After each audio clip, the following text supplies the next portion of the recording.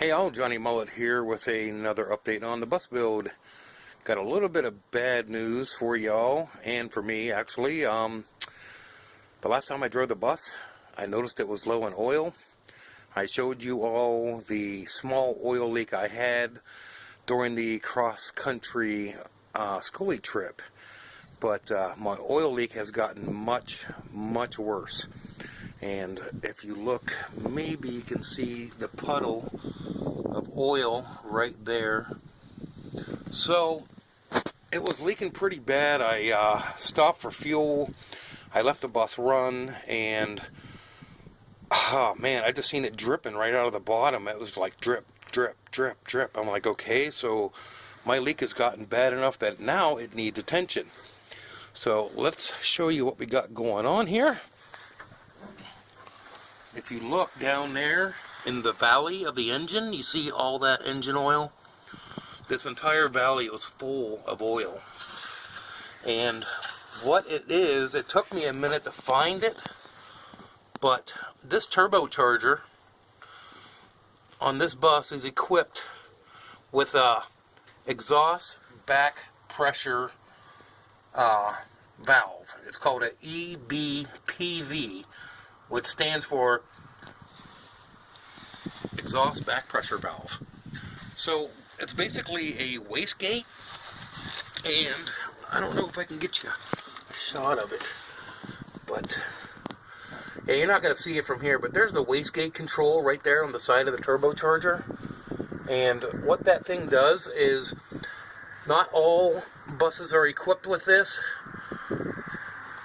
but it's a cold weather thing. So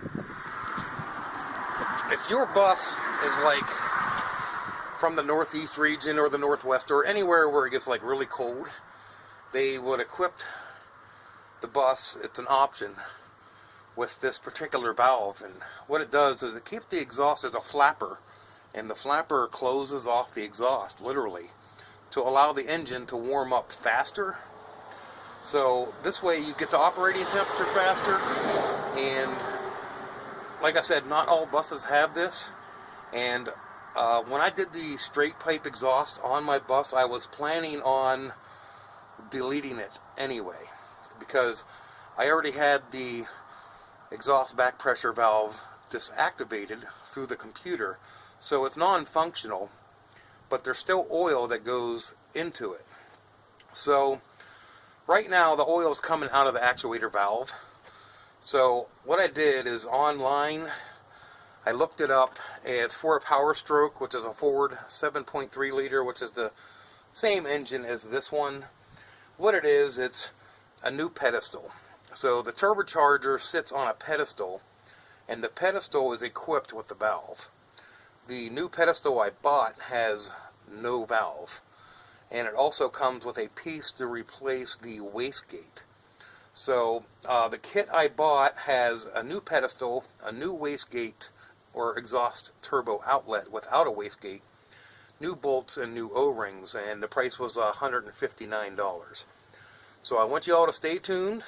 I ordered the part yesterday. I should have it probably middle of the week next week, and I'm going to show you how to do it. We're going to rip that turbocharger off of there, and we're going to upgrade this system. Like I said, it's something I've been wanting to do, because I already disactivated it.